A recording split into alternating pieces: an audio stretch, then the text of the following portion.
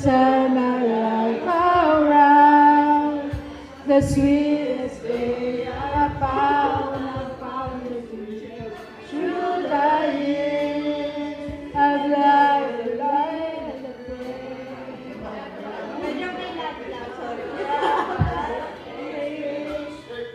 Right here with you through the years.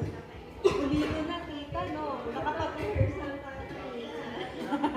I can't remember what I used to do. Who I trusted you. I listened to before. I swear that everything I know. Can imagine needing someone so. But through the years it's true to me. I need you more and more through the years. All the good and bad. I know how much we had. I'd always be so glad to be with you through the years. Every day, you kiss my tears away. As a lost someday, I'll stay with you through the years.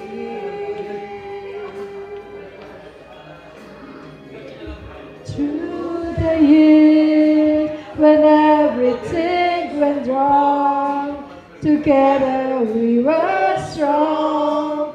I know that I belong right here with you. Through the years, I've never had a doubt. We'll always work things out. I learned what life's about. By loving you through the years. Ayan na, hindi na kami umiyak. Kompleto! Para sa'yo. Lola, kota mo na, Jose Rizal. Hindi na kumakanta. Ako na lang nakakanta.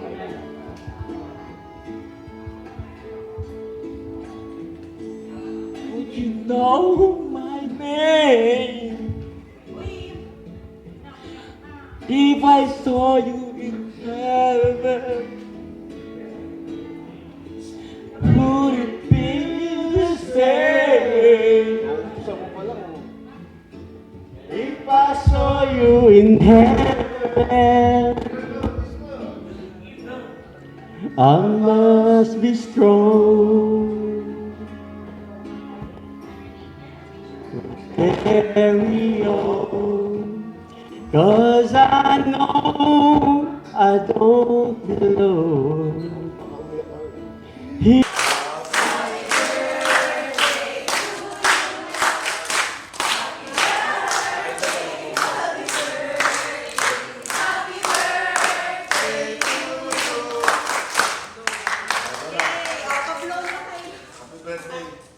Happy birthday, Lola.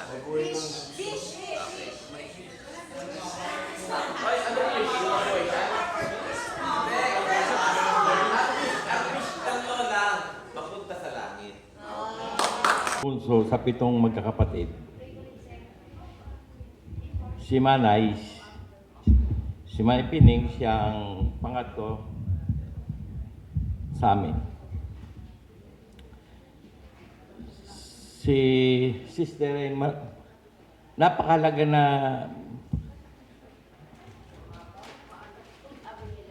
kasasayang ko sa buhay ko sa kanya. Sapagkat naalala ko noon, dahil sa kahirapan namin sa probinsya, kami lang ng father ko tsaka yung mother ko lang doon. Lahat ng mga kapatid ko, dahil 7 nga kami, yung 6 nandito sa Maynila. Yung panahon na yon. Ako lang ano doon sa probinsya tsaka yung parents namin. Dahil siguro sa kahirapan namin, naalala ko, grade 2 pa lang ako. Pagkatapos ko ng grade 2, dinala ko ng nanay ko dito sa Maynila. Di ko alam ang usapan nila ng sister ko may pining. Baka may usapan siya na doon ako titira sa kanya. Dahil iniwan niya ako dito sa kay sister nga. Din umuwi yung mother ko doon ulit sa probinsya. Ako nang nakatira dito siya lang nagpara sa akin ng grade 3 hanggang grade 6. Sa madaling salita, maraming taon ako sa kanya nanirahan. Yung naalala ko nang nag-aaral ako, talagang si sister, hindi pa yata siya hindi pa siya teacher noon. Dahil bago sila mag-asawa ni Manny Pater, naka-second-year college pa lang si May Pining. Kaya yung panahon na yon, nag-aaral pa pala si Manny Pining for teacher sa Women's University yata yun. Oo.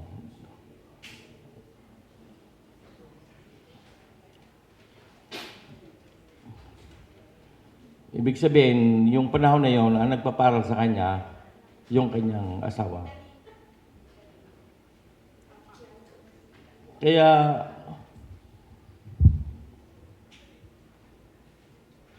mahirap din napakahirap na buhay nila dahil nag-aaral siya, pagkatapos may asawa. Pero ang nakatulong sa kanila yung tindahan dahil mayroon sila sari-saring store no sa Marpay. Yun. At nakatapos siya sa pag-aral at nakapasok naman sa pagiging teacher. At ako naman, nasanay na rin sa buhay ko na nandun sa kanya. Kaya ako, hanggang ngayon, yung mga itinuro niya sa akin, sanay na sanay ako. Tulad ng pag-alaga ko, dahil ako nag-alaga sa Giselle, yung panganay na anak niya. At hanggang ngayon din, sanay na sanay ako. Dahil noon, walang washing machine, puro laban. Kaya tandang-tanda ko pa ang sabon nun, hindi bubula yung argo. Kaya alam ko pag argo. Yun ang natandaan ko. Pero si sister, talagang napakabuti niya. Dahil talagang hindi niya ako pinababayaan sa pag-aaral. Pinipilit niya na talagang matuto ako. Gusto niyang lahat ng mga assignment ko sa pag-aaral, gagawin ko. Nagagalit siya pag hindi ko nagagawa yung assignment ko. Very concerned siya sa akin. Mahal niya akong kapatid niya. Kaya nga, pag naalala ko, pag nagsasama-sama kami ng pamilya niya o sa grupo, pag binibiro ko siya, si May Pining na nag-aral ako, pagod na pagod lagi sa akin pag graduation.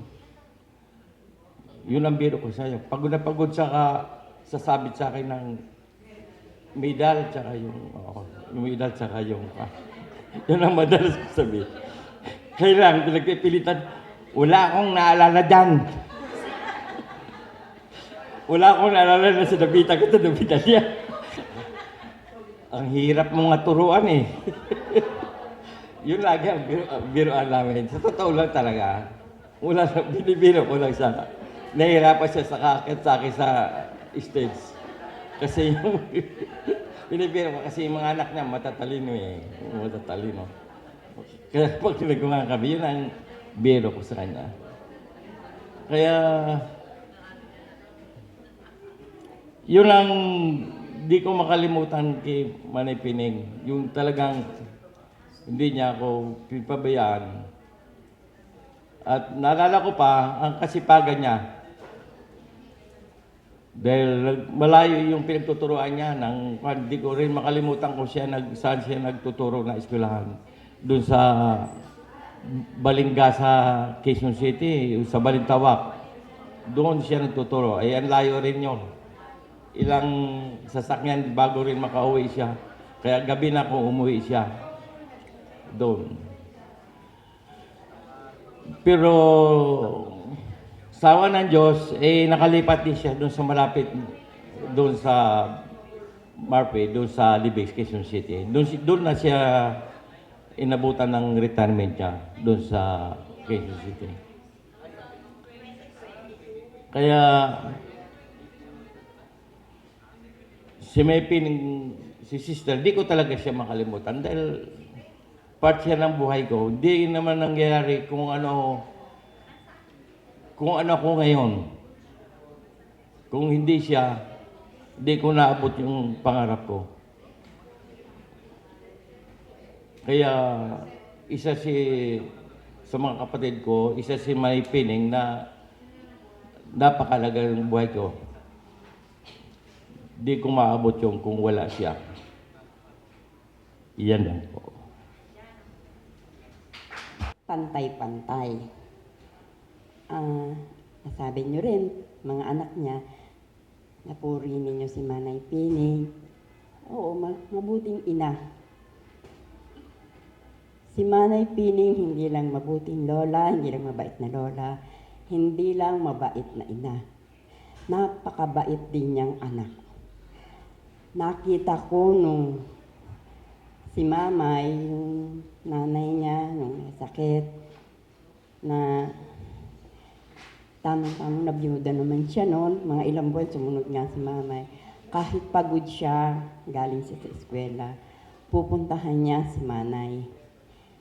Nasa San Juan si Manay. Dadalawin niya at dadalawin. Tuwing hapon yon nandun. Hanggang sa nagsabi niya na kaming dalawa magbabantay kay Mamay, hindi na namin din inabot. Doon ko rin nakita. Pati pag-alaga niya kay Papay, sa tatay nila. At isa pang napakabait na hipag. Nung si Manay Gloria na aksidente, dinalaw namin sa ospital. Nakita namin si Manay Gloria na hindi siya pinaliguan niya, pinunasan niya yung katawan. Sa amin, kahit ang layo namin, nasa Guadalupe kami, nasa San Juan siya, nasa Marpi siya, pumupunta siya sa amin, dinadalaw niya kami. May problema ba? May ano ba? Hanggang nandito na kami sa Camp Aguinaldo. Wala akong masabi kay Manay Pining. Nasa kanya ng lahat. Minsan, nitong kasi natakot din ako nung minsan nagalit siya. Dahil kay Ami. Nung nagsabi si Ami, nagpunta sa amin na may problema. Tapos nung sinabi ko kay Manay Pining, nakaupo sa lamesa. Sige, nakasabi ko na nga. Hindi ko alam kung tatakbo ako kasi may hinihiwa siya. Namali ako ng sinasabi ko na ba, yung tulog-tulog na yan. Ay, andyan na Manay, sige na lang. Ano, ewan ko kayo na mag-usap. Tapos sumunod ay yung kay Henry din. Umiyak siya. Pero sabi, andyan. Ano sabi niya, magagawa ko. So nakita ko yung pagmamahal niya. Sa inyo, sa mga apo niya, sa mga pantay-pantay, sa mga kapatid. sa magulang. Napakabait niya. Sana tularan niya. Kung gaano kabait si Manny.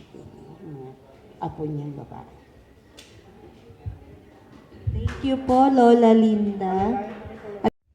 At bilang panganay, sisikapin kong kaming magkakapatid magkakasundo sa lahat ng bagay. Yung walang gulo, magkakasundo kami lahat. At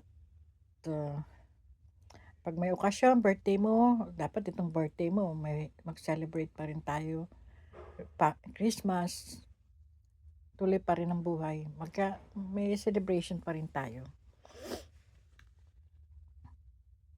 Okay, Ma. Kasama mo na si Lord. Rest in peace, Ma. Kahit masakit sa loob namin,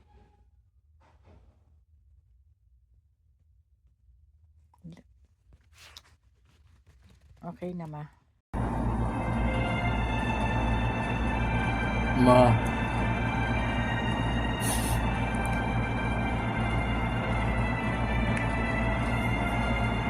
una sa lahat ay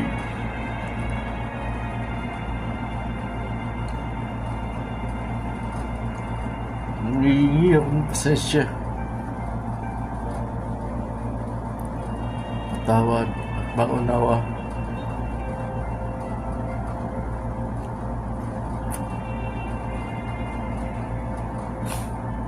Dahil sa di ko pag-uwi sa oras na ito.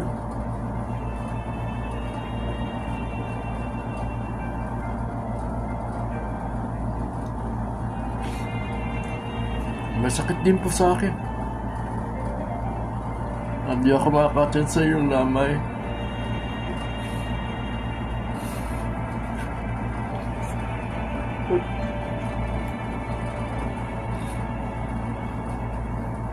Di kayo makakapiling ng personal sa iyong sandali. Sa huling sandali ito sa lupa.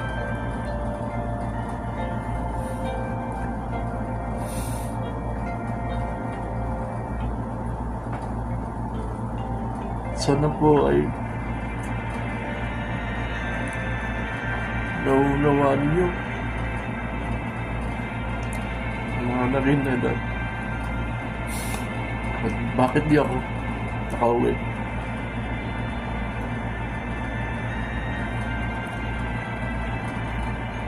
Pangalawa,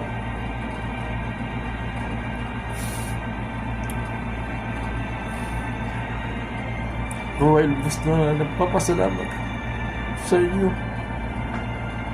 ng marami.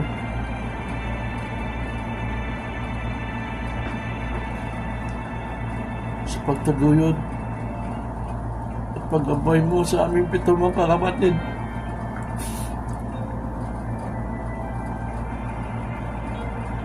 Lalong-lalo na namawala si Papa. Nung malilit pa kami. Siguro that time,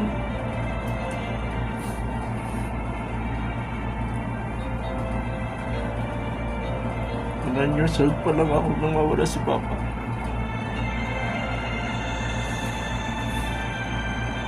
Kahit malilit pa lang kami noon, nakita ko na at nararamdaman ko na ang iyong pagsisikap. Dahil may tiguyod kami magkakapatid.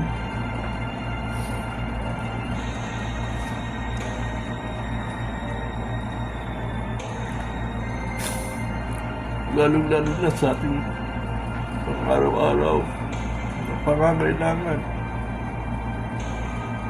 at sa aming pag-aaral.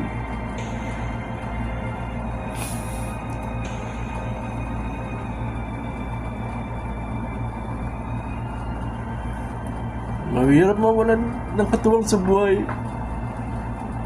Siguro, that time, ikaw ay nasa 40s pa lang.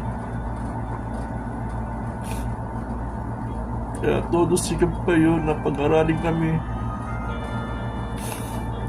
Kahit anong diskarte na yung ginagawa.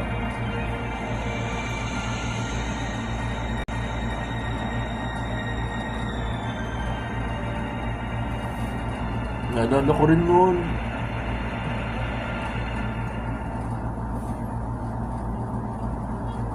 Na nandyan nagmagawa kayo ng yelo. Or ice candy.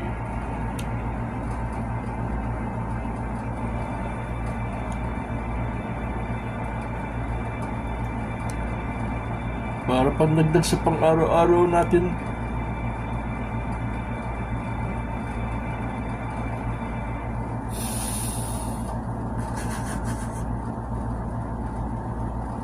Hindi kaya cake.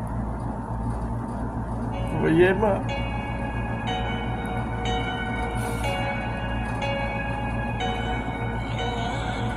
Parating na sa school.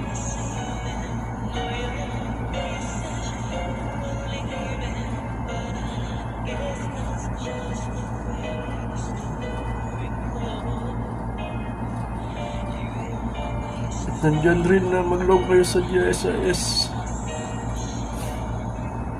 Sa Teachers Association. Para na makaraos tayo.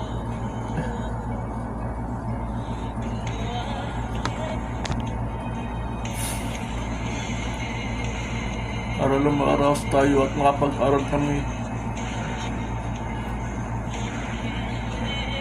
Kaya pagdating ng sahod nyo ay bawas na ang sahod nyo.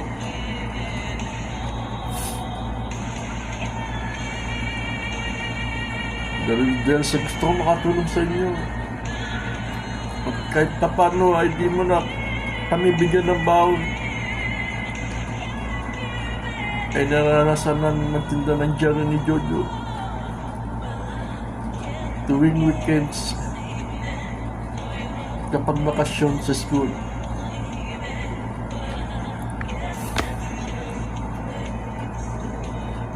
Naalala ko pa rin noon.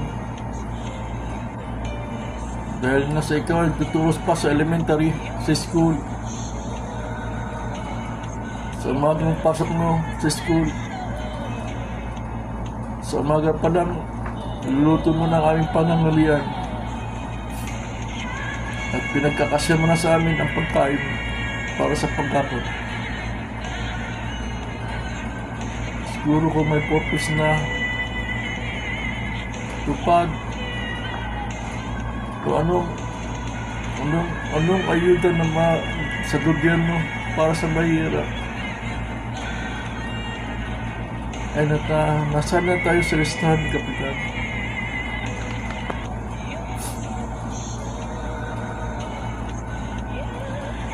Maraming mga pangarap mo sa amin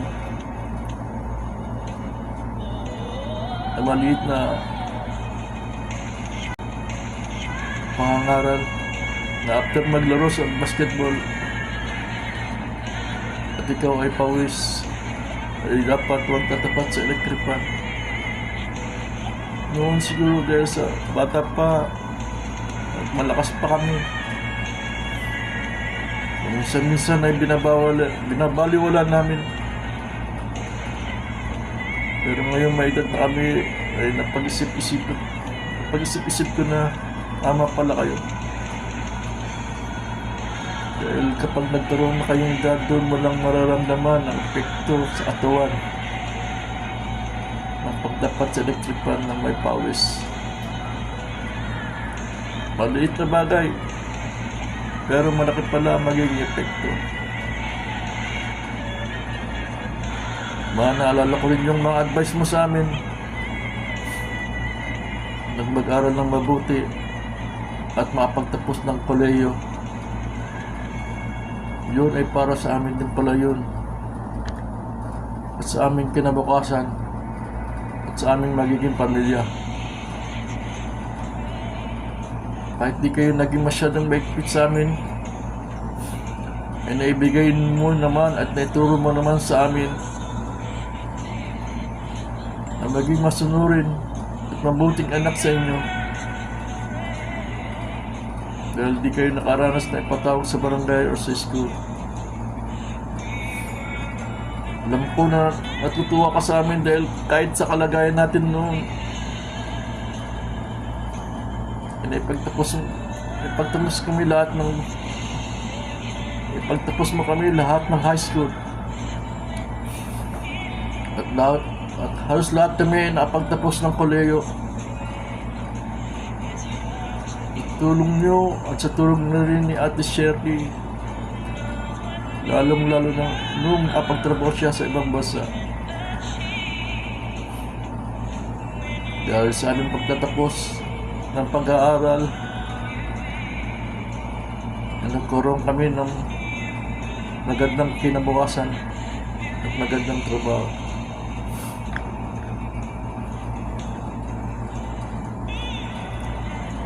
Yung pagtatapos namin sa koleyo, yung pala ay para sa amin din yun.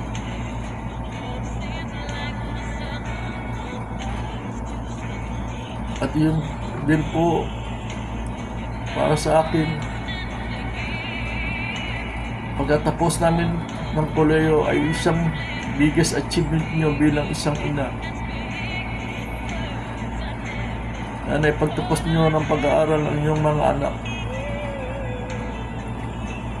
Para sa akin, ikaw ang the best mother of the best.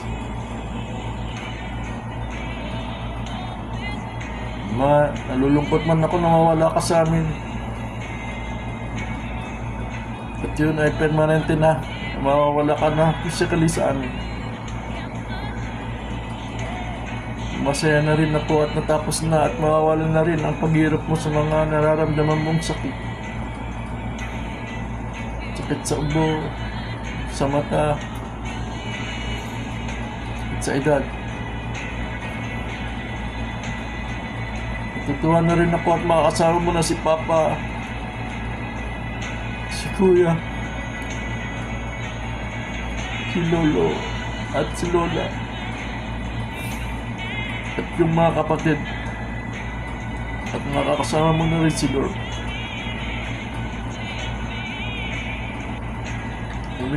Hiling ko lang kay Lord. Lord, sana kayo na po ang bahala sa aming mama. Please take care of my mama. Ma, we will miss your love, your laughter, your advice, and we love you so much, Ma. Paalam. Na ngayon, legal. Malungkot man isipin na wala na sa atin si Mama ngayon, kinuha na siya sa atin. God. But the memories of Mama's left to all of us, my family, our family, will remain forever in our heart and mind. We will always be grateful, so much love that she has shown, inspiration to all of us, their grandchildren, proud moments, and fun memories too. Forever and ever, my dear great mother and super lola, yan ang iniwan mo sa aming alaala. Masaya ako para sa iyo, kung wala ka ng sufferings, pains, and lonely moments na mararamdaman pa. Mama, you deserve to be rest na. Pahinga ka na. You have so much time na pinaramdam mo sa amin na mahal mo kami. At ayaw pang sumuko, gusto bang makasama kayo ngayon mga apo mo because you are very proud to all of us. Kasi gusto pang maging successful kami at makita mo pa mga apo mo na maging successful in the future and have wonderful families someday. Mama, thank you sa lahat-lahat na sakripisyo mo sa amin nung nag-aaral kami. Hindi ko makakalimutan nang iniwan tayo ni Papa, 8 years old ako, grade 2. Ako nun, wala alam kung anong nangyayari. Ba't nakita mo sakripisyo mo? Pinatapos mo kami pag-aralin, kahit hirap na hirap ka na sa pagtuturo sa elementary. Naalala ko nung high school ako, sinusundo kita. Sinusundo kita sa Marfi. Sa babaan ng jeep sa Marfi Market. Kasi ang dami mong dalang books para sa lesson plan mo. Tapos mamamaliti ka pa, magluluto. Sa Marfi, everyday, weekdays, ganyan ka mama. Sinakripisyo mo lahat para sa amin, makatapos lang kami sa pag-aaral. Kahit hirap-hirap ka na, hindi ka pa rin sumusuko sa amin. That's why you are super great mother. Kaya bago natapos ng high school, nag-research ako kung saan mayroon school nag-o-offer ng free tuition fee sa college. Kasi hindi mo naman kaya kami pagsabayin ni Pat, ni Janet sa college. Saka ni Ami. So nakita ko ang PMA without knowing is a military pala and civil force din.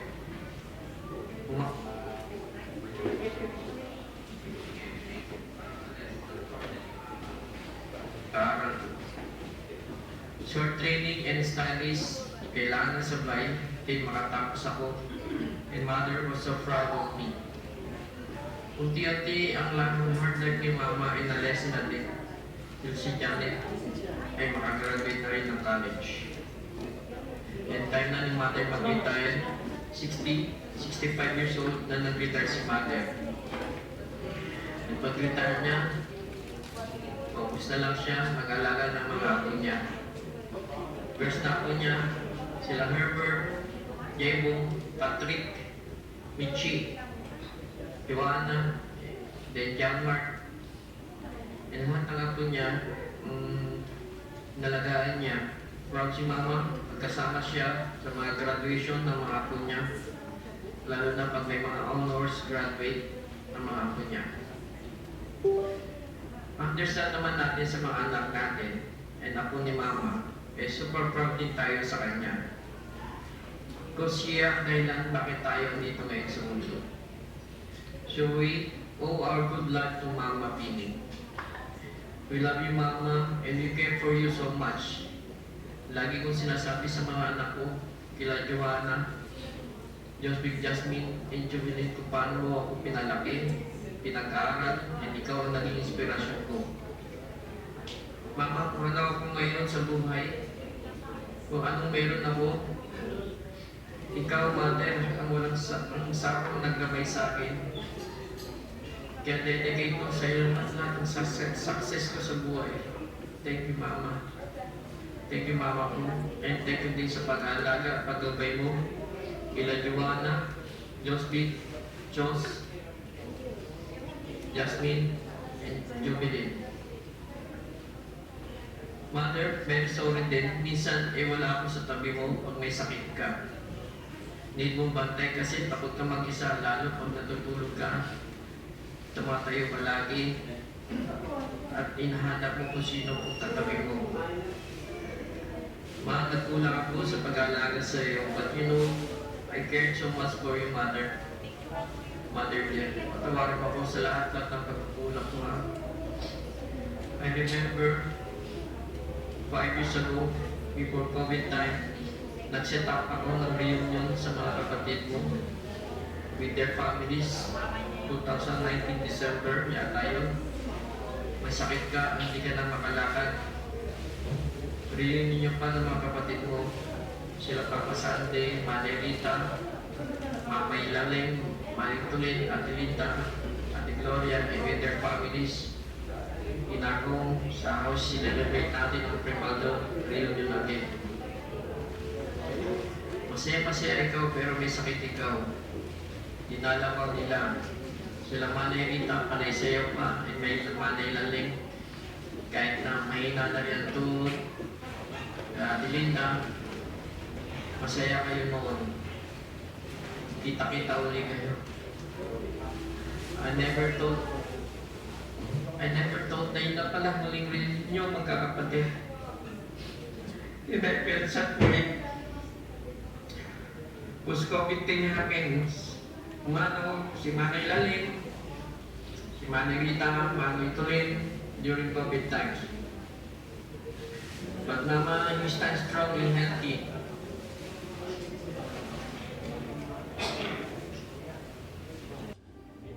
Lahat ng allowance na binibigay nila ka Lola, sa akin na pupunta. Kaya, alam ko yung paghihirap nila. Kaya nung bumagsak ako, yung binibigay ni Lola, titipid ko yun. Sa loob ng bibigyan sa aking baon, 500 daily. Yung 500 daily na yun, ginagawa ko 500, 2 weeks. Pamasahe, baon. Okay na sa akin yun. Kaya papasalamat pa rin ako, Lola. Kasi alam ko, pag maintenance niyo yun, hindi bibigay lang niya sa akin.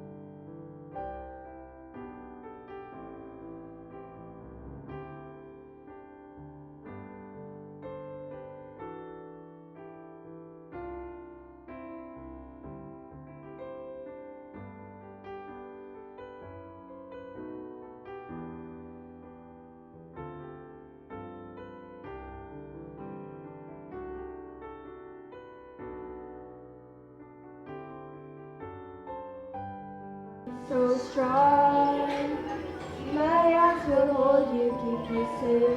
Here in the silence until you come and sit a while with me. You are attentive to the prayers of the humble. Hear your people who cry out to you in their need and strengthen their hope in your lasting goodness. We ask this through Christ our Lord. Amen. Eternal rest grant unto Agripina, O Lord,